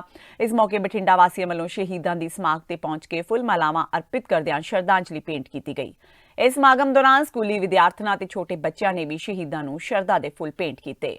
ਡਿਪਟੀ ਕਮਿਸ਼ਨਰ ਸ਼ੌਕਤ ਅਹਿਮਦ ਖਰੇ ਵੱਲੋਂ ਗੁਬਾਰੇ ਤੇ ਕਬੂਤਰ ਛੱਡ ਕੇ ਇਸ ਪ੍ਰੋਗਰਾਮ ਦੀ ਸ਼ੁਰੂਆਤ ਕੀਤੀ ਗਈ। ਉਹਨਾਂ ਸ਼ਹੀਦਾਂ ਦੀ ਸਮਾਧ ਤੇ ਫੁੱਲ ਮਾਲਾ ਅਰਪਿਤ ਕਰਕੇ ਸ਼ਹੀਦਾਂ ਨੂੰ ਸ਼ਰਧਾਂਜਲੀ ਦਿੱਤੀ। ਸਰ ਕੀ ਕਹੋਗੇ ਜਿਵੇਂ ਇਸ ਦਿਨ ਤੇ ਕੀ ਕਹੋਗੇ ਤੁਸੀਂ ਆ ਕੇ ਦੇਖੋ ਆਪਾਂ ਸਾਰੇ ਦੇਸ਼ ਵਾਸੀਆਂ ਨੂੰ ਇਹ ਪਤਾ ਹੈਗਾ ਕਿ ਅੱਜ ਦਾ ਦਿਹਾੜਾ ਆਪਣੀ ਆਜ਼ਾਦੀ ਵਿੱਚ ਕਿੰਨਾ ਮਹੱਤਵਪੂਰਨ ਹੈ। ਇਹ ਜਿਹੜੇ ਵੀ ਆਪਣੇ ਇਤਨੇ ਕਮ ਉਮਰ ਵਿੱਚ ਭਗਤ ਸਿੰਘ ਨੇ ਤੇ ਉਹਨਾਂ ਦੇ ਸਾਥੀਆਂ ਨੇ ਇਸ ਦੇਸ਼ ਦੇ ਲਈ ਕੁਰਬਾਨੀ ਦਿੱਤੀ ਤੇ ਉਸੇ ਦੇ ਸਦਕਾ ਅੱਜ ਜਿਹੜਾ ਆਪਾਂ ਇਹ ਆਜ਼ਾਦੀ ਮਨਾ ਰਹੇ ਹਾਂ, ਜਿਹੜਾ ਆਪਣਾ ਸੰਵਿਧਾਨ ਨੇ ਸਾਡੇ ਹੱਕ ਦਿੱਤੇ ਹੋਏ ਨੇ, ਉਹ ਉਸੇ ਕੁਰਬਾਨੀ ਦੇ ਸਦਕਾ ਹੈ ਕਿ ਜੇ ਇਹ ਉਹ ਲੋਕ ਆਪਣੀ ਆਜ਼ਾਦੀ ਲਈ ਨਹੀਂ ਲੜਦੇ ਤੇ ਭਾਵੇਂ ਅੱਜ ਵੀ ਆਪਾਂ ਗੁਲਾਮ ਹੁੰਦੇ। ਤੇ ਨਾਲ ਹੀ ਸਿਰਫ ਇਹ ਨਹੀਂ ਹੈ ਕਿ ਆਪਾਂ ਉਹਨਾਂ ਦੇ ਜਿਹੜੇ ਸ਼ਹੀਦੀ ਦਿਵਸ ਮਨਾਈਏ, ਉਹਨਾਂ ਦੇ ਬਰਥਡੇ ਮਨਾਈਏ, ਆਪਾਂ ਨੂੰ ਜਿਹੜੀ ਉਹਨਾਂ ਦੀ ਸੋਚ ਸੀ ਕਿ ਤੁਸੀਂ ਉਹਨਾਂ ਦੇ ਦੇਖੋ ਜਿੰਨਾ ਕੁਝ ਵੀ ਉਹਨਾਂ ਨੇ ਆਪਣਾ, ਚਾਹੇ ਉਹ ਕੋਰਟ ਦੀ ਹੀਅਰਿੰਗਸ ਦੇ ਦੌਰਾਨ ਵੀ, ਚਾਹੇ ਉਹ ਜੇਲ੍ਹ ਦੀ ਡਾਇਰੀ ਦੇ ਸੋਚ ਵਿੱਚ, ਚਾਹੇ ਉਹ ਵੱਖਰੇ ਤੌਰ ਤਰੀਕੇ ਸੇ ਹੋਰ ਜਿਨ੍ਹਾਂ ਨੇ ਉਹਨਾਂ ਦੀ ਆਪਸ ਵਿੱਚ ਗੱਲਬਾਤ ਹੁੰਦੀ ਸੀ, ਉਹਦੇ ਬੇਸਿਸ ਤੇ ਜਿੰਨਾ ਵੀ ਆਪਣੇ ਕੋਲ ਲਿਟਰੇਚਰ ਆਇਆ ਹੈ ਉਹਦੇ ਵਿੱਚ ਸਾਫ਼ ਤੌਰ ਤੇ ਲਿਖਿਆ ਕਿ ਉਹਨਾਂ ਦੀ ਸੋਚ ਕੀ ਸੀਗੀ। ਉਹ ਬੇਸਿਕਲੀ ਸਮਾਜ ਵਿੱਚ ਜ਼ੁਲਮ ਇਨਸਾਫ ਚਾਹੁੰਦੇ ਸੀ, ਜ਼ੁਲਮ ਦੇ ਖਿਲਾਫ ਸੀ। ਚਾਹੇ ਉਹ ਕਿਸੇ ਵੀ ਤਰੀਕੇ ਨਾਲ ਦਾ ਜ਼ੁਲਮ ਹੋਵੇ, ਚਾਹੇ ਉਹ ਹੱਕ ਰਿਸ਼ੀ ਕਿਸੇ ਦੀ ਹੋਏ, ਚਾਹੇ ਗਰੀਬ, ਯਤੀਮ, ਮਿਸਕੀਨ, ਜਿੰਨੇ ਵੀ ਆਪਣੇ ਸਮਾਜ ਵਿੱਚ ਜਿਹੜੇ ਕਮਜ਼ੋਰ ਵਰਗ ਨੇ ਉਹਨਾਂ ਦੇ ਹੱਕਾਂ ਦੀ ਲੜਾਈ ਹੋਵੇ, ਭਾਵੇਂ ਉਹ ਫਿਰ ਕਿਸੇ ਬਹੁਤ ਹੀ ਜ਼ਿਆਦਾ ਅਮੀਰ ਜਾਂ ਫਿਰ ਪਾਵਰਫੁਲ ਜਿਹੜੇ ਵਿਅਕਤੀ ਹੈ ਜੋ ਉਸ ਟਾਈਮ ਤੇ ਲੋਕਾਂ ਤੇ ਜ਼ਬਰ ਕਰਨਾ ਚਾਹੁੰਦੇ ਸੀ, ਚਾਹੇ ਉਹ ਦੇਸ਼ ਦੇ ਅੰਦਰ ਦੇ ਸੀ, ਚਾਹੇ ਦੇਸ਼ ਦੇ ਬਾਹਰ ਵਾਲੇ ਸੀ, ਉਹਨਾਂ ਨੇ ਸਭ ਦੇ ਖਿਲਾਫ ਜਿਹੜਾ ਹੈਗਾ ਆਪਣੇ ਜ਼ੁਬਾਨ ਜਿਹੜੀ ਹੈਗੀ ਹੈ ਉਹ ਯੂਜ਼ ਕੀਤੀ, ਆਪਣੇ ਕਲਮ ਯੂਜ਼ ਕੀਤੇ, ਹਰ ਤਰੀਕੇ ਨਾਲ ਉਹਦੇ ਖਿਲਾਫ ਜਿਹੜਾ ਹੈਗਾ ਗੱਲ ਕੀਤੀ ਹੈ। ਤੇ ਆਪਾਂ ਮੈਨੂੰ ਇਹ ਲੱਗਦਾ ਕਿ ਜਿੰਨੇ ਵੀ ਆਪਣੇ ਅੱਜ ਦੀ ਯੂਥ ਹੈ ਉਹਨਾਂ ਨੂੰ ਸਿਰਫ ਇਹਨਾਂ ਦਿਨਾਂ ਤੱਕ ਹੀ, ਇਹਨਾਂ ਦਿਹਾੜੀਆਂ ਤੱਕ ਹੀ ਆਪਣੇ ਆਪ ਨੂੰ ਜਿਹੜਾ ਹੈਗਾ ਸੀਮਿਤ ਨਹੀਂ ਰੱਖਣਾ ਚਾਹੀਦਾ। ਉਹ ਜਿਹੜੀ ਸੋਚ ਸੀ ਕਿ ਨਾ ਆਪਾਂ ਕਿਸੇ ਦੇ ਨਾਲ ਨਾਇਨਸਾਫੀ ਹੋਣ ਦੇਣੀ ਹੈ ਤੇ ਨਾ ਖੁਦ ਕਿਸੇ ਦੇ ਨਾਲ ਕਰਨੀ ਹੈ, ਉਹ ਵਾਲੀ ਸੋਚ ਜਦ ਤੱਕ ਆਪਾਂ ਸਮਾਜ ਉਹਦੇ ਨਾਲ ਨਹੀਂ ਜੁੜ ਜਾਂਦਾ ਤਦ ਤੱਕ ਮੈਨੂੰ ਲੱਗਦਾ ਕਿ ਉਹ ਮਿਸ਼ਨ ਜਿਹੜਾ ਹੈਗਾ ਉਹਨਾਂ ਦਾ ਉਹ ਇਨਕੰਪਲੀਟ ਰਹੂਗਾ। ਤਾਂ ਮੇਰੀ ਬੇਨਤੀ ਇਹੀ ਹੈ ਕਿ ਜਿੰਨੇ ਵੀ ਆਪਣੇ ਨੌਜਵਾਨ ਹੈ ਇੱਥੇ ਪੰਜਾਬ ਦੇ, ਦੇਸ਼ ਦੇ, ਉਹ ਉਹਨਾਂ ਦੀ ਸੋਚ ਨੂੰ ਇੱਕ ਵਾਰ ਚੰਗੀ ਤਰੀਕੇ ਨਾਲ ਸਮਝ ਲੈਣ ਤੇ ਉਸ ਤੋਂ ਬਾਅਦ ਜਿਹੜਾ ਹੈਗਾ ਦੇਸ਼ ਵਿੱਚ ਅਮਨ ਨੂੰ ਕਾਇਮ ਕਰਦੇ ਹੋਏ ਜਿਹੜਾ ਹੈਗਾ ਇਹ ਨਾਇਨਸਾਫੀ ਚਾਹੇ ਕਿਸੇ ਦੀ ਤਰ੍ਹਾਂ ਦੀ ਹੋਗੀ ਉਸਦੇ ਖਿਲਾਫ ਜ਼ਰੂਰ ਉਹ ਗੱਲ ਕਰਨ, ਉਹਦੇ ਖਿਲਾਫ ਬੋਲਣ ਤੇ ਉਹਨੂੰ ਕੋਸ਼ਿਸ਼ ਕਰਨ ਕਿ ਜਿਸ ਤਰੀਕੇ ਨਾਲ ਆਪਾਂ ਰੋਕ ਸਕਦੇ ਹਾਂ ਆਪਾਂ ਨੂੰ ਜ਼ਰੂਰ ਰੋਕਣਾ ਚਾਹੀਦਾ। ਤੇ ਗਰੀਬਾਂ, ਮਿਸਕੀਨਾਂ, ਯਤੀਮਾਂ ਦੇ ਹੱਕਾਂ ਜਿਹੜੀ ਹੈਗੀ ਹੈ ਉਹ ਉਹਨਾਂ ਨੂੰ ਆਪਾਂ ਸੁਰੱਖਿਅਤ ਰੱਖਣਾ ਪੜੇਗਾ, ਤਾਂ ਹੀ ਉਹਨਾਂ ਦੀ ਐਕਚੁਅਲ ਜਿਹੜੀ ਆਜ਼ਾਦੀ ਸਾਨੂੰ ਮਿਲੀ ਹੈਗੀ ਆ ਉਹਦਾ ਬੇਸਿਕ ਮੂਲ ਆਪਾਂ ਸਮਝ ਪਾਵਾਂਗੇ। ਖੰਨਾ ਵਿਖੇ ਦਿੱਲੀ ਅੰਮ੍ਰਿਤਸਰ ਨੈਸ਼ਨਲ ਹਾਈਵੇ ਉੱਪਰ ਤੇਜ਼ ਰਫ਼ਤਾਰ ਟਰੱਕ ਬੇਕਾਬੂ ਹੋ ਕੇ ਢਾਬਿਆਂ ਵਿੱਚ ਜਾ ਵੜਿਆ। ਟਰੱਕ ਨੇ ਇੱਕ ਢਾਬਾ ਮੁਲਾਜ਼ਮ ਨੂੰ ਦਰੜ ਦਿੱਤਾ, ਜਿਸ ਦੀ ਮੌਕੇ ਤੇ ਮੌਤ ਹੋ ਗਈ। 10 ਤੋਂ 15 ਲੋਕਾਂ ਨੇ ਭੱਜ ਕੇ ਜਾਨ ਬਚਾਈ। ਹਾਦਸੇ ਦੀ ਸੀਸੀਟੀਵੀ ਫੁਟੇਜ ਵੀ ਸਾਹਮਣੇ ਆਈ ਹੈ। ਪ੍ਰਤੱਖਦਰਸ਼ੀਆਂ ਨੇ ਦੱਸਿਆ ਕਿ ਸਰਵਿਸ ਲੇਨ ਉੱਪਰ ਤੇਜ਼ ਰਫ਼ਤਾਰ ਟਰੱਕ ਆ ਰਿਹਾ ਸੀ ਤਾਂ ਇਸੇ ਦੌਰਾਨ ਨੈਸ਼ਨਲ ਹਾਈਵੇ ਤੋਂ ਇੱਕ ਕਾਰ ਸਰਵਿਸ ਰੋਡ ਤੇ ਆਉਣ ਲੱਗੀ। ਟਰੱਕ ਡਰਾਈਵਰ ਨੇ ਇਸ ਨੂੰ ਦੇਖਦਿਆਂ ਹੀ ਇੱਕਦਮ ਟਰੱਕ ਮੋੜ ਦਿੱਤਾ। ਟਰੱਕ ਢਾਬੇ ਦੇ ਬਾਹਰ ਖੜੇ ਇੱਕ ਮੁਲਾਜ਼ਮ ਉੱਪਰ ਚੜ੍ਹ ਗਿਆ, ਬਾਕੀਆਂ ਨੇ ਭੱਜ ਕੇ ਜਾਨ ਬਚਾਈ। ਡਰਾਈਵਰ ਉੱਪਰ ਨਸ਼ਾ ਕਰਕੇ ਟਰੱਕ ਚਲਾਉਣ ਦਾ ਦੋਸ਼ ਲੱਗਿਆ ਹੈ, ਜਿਸ ਤੋਂ ਬਾਅਦ ਪੁਲਿਸ ਮਾਮਲੇ ਦੀ ਜਾਂਚ ਕਰ ਰਹੀ ਹੈ। ਗੁਰਦੀਪ ਸਿੰਘ ਜੀ। ਤੇ ਹਾਦਸਾ ਕੀ ਹੋਇਆ, ਕੀ ਦੇਖਿਆ ਤੁਸੀਂ? ਇਹ ਸਾਰੇ ਢਾਬੇ ਦੇ ਕਾਰ ਕ੍ਰੋਸ ਹੋਣ ਲੱਗੀ ਸੀਗੀ, ਉਹ ਕਾਰ ਲੰਘੀ ਸਿੱਧੀ, ਇਹ ਟਰੱਕ ਤੇਜ਼ ਆ ਰਿਹਾ ਸੀਗਾ, ਇਹ ਗੱਡੀ ਇੱਧਰ ਨੂੰ ਘੁੰਮ ਗਈ। ਤੇ ਕੀ ਹੋਇਆ ਫਿਰ? ਇਹ ਜਾ ਕੇ ਪਹਿਲਾਂ ਖੰਭੇ 'ਚ ਵੱਜੀ ਜੀ, ਤੇ ਮੈਂ ਪਿੱਛੇ ਨੂੰ ਭੱਜ ਲਿਆ। ਉਹ ਮੂਹਰੇ ਮੁੰਡਾ ਬੈਠਾ ਸੀਗਾ, ਉਹ ਖੰਭੇ 'ਚ ਵੱਜ ਗਏ। ਉਹ ਗਾਂ ਮੁੰਡਾ ਯਾਰ ਉਹਦੇ ਸਿਰ ਤੇ ਲੱਗਦਾ ਖੰਭਾ ਵੱਜਣਾ ਜ਼ਿਆਦਾ ਫਿਰ ਇਹ ਗੱਡੀ ਦੀ ਫੈਰ ਵੱਜੀ ਹੋਈ ਆ। ਉਹ ਮੁੰਡਾ ਗਿਰ ਗਿਆ, ਉਹ ਗੱਡੀ ਆ ਕੇ ਸਿੱਧੀ ਉਹਦੇ 'ਚ ਵੱਜੀ, ਕਾਰ ਉਹਦੇ ਟਕਰਾ ਗਈ। ਤੇ ਕਿਸੇ ਦੀ ਜਾਨ ਵੀ ਗਈ ਹੈ ਜੀ? ਜਾਣਾ ਮੁੰਡੇ ਦੀ ਜਿਹੜਾ ਢਾਬੇ ਦੇ ਈਵਨ ਤੇ ਕੰਮ ਕਰਦਾ ਜੀ, ਉਹਦੀ ਮੌਤ ਹੋ ਗਈ ਹੈ ਜੀ। ਤੇ ਹੋਰ ਕਿੰਨੇ ਲੋਕਾਂ ਨੇ ਕਿਵੇਂ ਜਾਨ ਬਚਾਈ ਆਪਣੀ? ਬਸ ਉਹ ਗੱਡੀ ਉਹਦੇ ਕੈਬਨ ਕਰਕੇ ਬਚ ਗਈ ਜੀ। ਜਿਹਦਾ ਜੇ ਮੂਹਰੇ ਕੈਬਨ ਹੁੰਦਾ ਫਿਰ ਗੱਡੀ ਸਿੱਧੀ ਅੰਦਰ ਜਾਣੀ ਸੀ। ਪਤਾ ਨਹੀਂ ਕਿੰਨੇ ਗੱਡੀ ਵਾਲਾ ਜਾਨ ਲੈਂਦਾ ਜੀ। ਤੇ ਤੁਸੀਂ ਕਿਵੇਂ ਜਾਨ ਬਚਾਈ ਆਪਣੀ? ਮੈਂ ਤਾਂ ਭੱਜ ਲਿਆ ਪਿੱਛੇ ਨੂੰ, ਮੈਂ ਦੇਖ ਲਿਆ ਟਰੱਕ ਘੁੰਮ ਗਿਆ ਇੱਧਰ ਨੂੰ। ਟਰੱਕ ਕਿੰਨਾ ਕੁ ਤੇਜ਼ ਸੀਗਾ ਜੀ? ਬਹੁਤ ਤੇਜ਼ ਸੀਗਾ ਜੀ। ਤੇ ਕੀ ਮੰਨਦੇ ਹੋ, ਕੀ ਗਲਤੀ ਹੋਈ ਹੈ? ਗਲਤੀ ਆ ਬਸ ਸਾਰਾ ਅਸੀਂ ਆਪਣਾ ਬਚਾਓ ਕਰ ਲਿਆ। ਤੇ ਮੰਗ ਕੀ ਬਾਕੀ ਮੰਗੇ ਗੱਡੀ ਵਾਲਾ ਤਾਂ ਯਾਰ ਬ੍ਰੇਕ ਨਹੀਂ ਲੱਗਿਆ ਹੈਗਾ, ਗੱਡੀ ਇੱਧਰ ਨੂੰ ਘੁੰਮ ਗਈ ਹੈ। ਹੋਰ ਤਾਂ ਬਸ ਇੰਨੀ ਕੁ। ਡਾਕਟਰ ਸਾਹਿਬ ਕੀ ਮਾਮਲਾ ਆਇਆ, ਇੱਕ ਡੈੱਡ ਬੋਡੀ ਹੁਣੇ ਆਈ ਆ, ਕੀ ਹੈਗਾ ਸੀ? ਇਹ ਇੱਕ ਸਾਡੇ ਕੋਲ ਲੈ ਕੇ ਆਏ ਨੇ ਤਿਲਕ ਰਾਮ ਨਾਮ ਦੇ ਨੂੰ, ਤੇ 17 ਸਾਲ ਉਮਰ ਹੈ। ਤੇ ਇਹ ਜਿਹੜੇ ਹੈਗੇ ਨੇ ਅਸੀਂ ਚੈੱਕ ਕੀਤਾ ਬਰੋਡ ਡੈਡ ਨੇ, ਠੀਕ ਹੈ। ਤੇ ਐਂਬੂਲੈਂਸ ਇਹਨਾਂ ਨੂੰ ਲੈ ਕੇ ਆਈ ਸੀਗੀ 108, ਤੇ ਰਿਲੇਟਿਵ ਇਹਨਾਂ ਦੇ ਨਾਲ ਹੈਗੇ। ਕੁਝ ਦੱਸਿਆ ਜੀ ਉਹਨਾਂ ਨੇ ਕੀ ਐਕਸੀਡੈਂਟ ਦੀ ਵਜ੍ਹਾ? ਕੁਝ ਨਹੀਂ, ਹਲੇ ਕੋਈ ਹੋਰ ਡਿਟੇਲ ਦਾ ਪਤਾ ਨਹੀਂ ਹੈ। ਅਸੀਂ ਤਾਂ ਜਸਟ ਜਿਹੜਾ ਹੈਗਾ ਚੈੱਕ ਕੀਤਾ ਹੈ ਕਿ ਉਹ ਮਤਲਬ ਹੈ ਨਹੀਂ ਗੇ। ਕਿੰਨੀ ਕੁ ਉਮਰ? 17 ਸਾਲ ਉਮਰ ਹੈ। ਕਿੰਨੀ ਕੁ ਸੱਟ ਸੁੱਟ ਲੱਗੀ ਹੋਈ ਸੀ ਜਦ ਦੇਖਿਆ ਚੈੱਕ ਕੀਤਾ ਗਿਆ? ਨਹੀਂ, ਸੱਟ ਤਾਂ ਚਲੋ ਹੈਗੀ, ਬਾਕੀ ਤਾਂ ਜੋ ਫਿਲਹਾਲ ਇਹਨਾਂ ਦਾ ਪੋਸਟਮਾਰਟਮ ਜੋ ਵੀ ਹੈ ਪੁਲਿਸ ਦੇ ਅਕੋਰਡਿੰਗਲੀ ਜੋ ਰਿਕੁਐਸਟ ਆਏਗੀ ਉਹਦੇ ਹਿਸਾਬ ਨਾਲ ਹੋਏਗਾ। ਤੇ ਫਿਲਹਾਲ ਆਪਾਂ ਮੋਰਚਰੀ ਸ਼ਿਫਟ ਕਰਤਾ ਕਸਟਡੀ ਦੇ ਵਿੱਚ ਆਪਣੀ, ਤੇ ਪੁਲਿਸ ਦੀ ਵੇਟ ਹੈ। ਜਦੋਂ ਹੀ ਪੁਲਿਸ ਆਏਗੀ ਤੇ ਜਿਹੜੀ ਅੱਗੇ ਦੀ ਕਾਰਵਾਈ ਹੈ ਕੀਤੀ ਜਾਏਗੀ। ਕੀ ਐਕਸੀਡੈਂਟ ਆਇਆ ਜੀ ਕੋਈ? ਹਾਂ, ਹਿਸਟਰੀ ਜੋ ਰਿਲੇਟਿਵਸ ਨੇ ਦੱਸੀ ਹੈ ਉਹਦਾ ਐਕਸੀਡੈਂਟ ਦੀ ਹੀ ਦੱਸੀ ਹੈ। ਲਹਿਰਾ ਗਾਗਾ ਦੇ ਨੇੜਲੇ ਪਿੰਡ ਬਖੋਰਾ ਕਲਾਂ ਵਿਖੇ ਕਰਜ਼ੇ ਅਤੇ ਗਰੀਬੀ ਤੋਂ ਤੰਗ ਆ ਕੇ ਮਜ਼ਦੂਰ ਪਤੀ ਪਤਨੀ ਨੇ ਇਕੱਠਿਆਂ ਫਾਹਾ ਲੈ ਕੇ ਆਪਣੀ ਜੀਵਨ ਲੀਲਾ ਸਮਾਪਤ ਕਰ ਲਈ। ਮ੍ਰਿਤਕ ਦੀ ਪਛਾਣ ਕਾਲਾ ਸਿੰਘ ਉਰਫ ਰਗਵੀਰ ਸਿੰਘ ਤੇ ਸੰਦੀਪ ਕੌਰ ਵਜੋਂ ਹੋਈ ਹੈ। ਡੀਸੀਪੀ ਪੁਸ਼ਪਿੰਦਰ ਸਿੰਘ ਨੇ ਜਾਣਕਾਰੀ ਦਿੰਦਿਆਂ ਦੱਸਿਆ ਕਿ ਮ੍ਰਿਤਕ ਦੇ ਭਰਾ ਸੁਖਦਰਸ਼ਨ ਸਿੰਘ ਨੇ ਬਿਆਨ ਦਰਜ ਕਰਵਾਇਆ ਹੈ ਕਿ ਉਸਦੇ ਭਰਾ ਤੇ ਭਰਜਾਈ ਸੰਦੀਪ ਕੌਰ ਨੇ ਸਾਲ ਕੁ ਪਹਿਲਾਂ ਇੱਕ ਘਰ 8 ਲੱਖ ਰੁਪਏ ਵਿੱਚ ਖਰੀਦਿਆ ਸੀ। ਗਰੀਬੀ ਕਾਰਨ ਖਰੀਦੇ ਹੋਏ ਘਰ ਦਾ ਕਰਜ਼ਾ ਦਿਨੋਂ ਦਿਨ ਵੱਧ ਰਿਹਾ ਸੀ। ਉਸਨੇ ਦੱਸਿਆ ਕਿ ਅਸੀਂ ਸਾਰੇ ਪਰਿਵਾਰ ਨੇ ਮਿਹਨਤ ਮਜ਼ਦੂਰੀ ਕਰਕੇ ਕਰਜ਼ਾ ਉਤਾਰਨ ਦੀ ਕੋਸ਼ਿਸ਼ ਕੀਤੀ, ਪਰ ਜ਼ਿਆਦਾ ਕਰਜ਼ਾ ਹੋਣ ਕਰਕੇ ਭਰਾ ਤੇ ਭਰਜਾਈ ਦਿਮਾਗੀ ਤੌਰ ਤੇ ਪਰੇਸ਼ਾਨ ਰਹਿੰਦੇ ਸਨ, ਜਿਸ ਕਾਰਨ ਉਹਨਾਂ ਨੇ ਪਸ਼ੂਆਂ ਵਾਲੇ ਵਰਾਂਡੇ ਵਿੱਚ ਫਾਹਾ ਲੈ ਕੇ ਖੁਦਕੁਸ਼ੀ ਕਰ ਲਈ। ਪੁਲਿਸ ਨੇ ਮੌਕੇ ਤੇ ਪਹੁੰਚ ਕੇ ਸਥਿਤੀ ਦਾ ਜਾਇਜ਼ਾ ਲਿਆ ਤੇ 174 ਦੀ ਕਾਰਵਾਈ ਕਰਦਿਆਂ ਮ੍ਰਿਤਕ ਦਾ ਪੋਸਟਮਾਰਟਮ ਕਰਵਾਉਣ ਮਗਰੋਂ ਪਰਿਵਾਰਕ ਮੈਂਬਰਾਂ ਨੂੰ ਲਾਸ਼ਾਂ ਸੌਂਪ ਦਿੱਤੀਆਂ ਨੇ। ਇਸ ਦੇ ਨਾਲ ਹੀ ਅਜੀਤ ਖਬਰਾਂ ਦਾ ਬੁਲੇਟਿਨ ਖਤਮ ਹੁੰਦਾ ਹੈ। ਕੁਝ ਹੋਰ ਨਵੀਆਂ ਖਬਰਾਂ ਨਾਲ ਫਿਰ ਤੋਂ ਹਾਜ਼ਰ ਹੋਵਾਂਗੇ। ਤਦ ਤੱਕ ਲਈ ਆਗਿਆ ਦਿਓ। ਸਤਿ ਸ਼੍ਰੀ ਅਕਾਲ।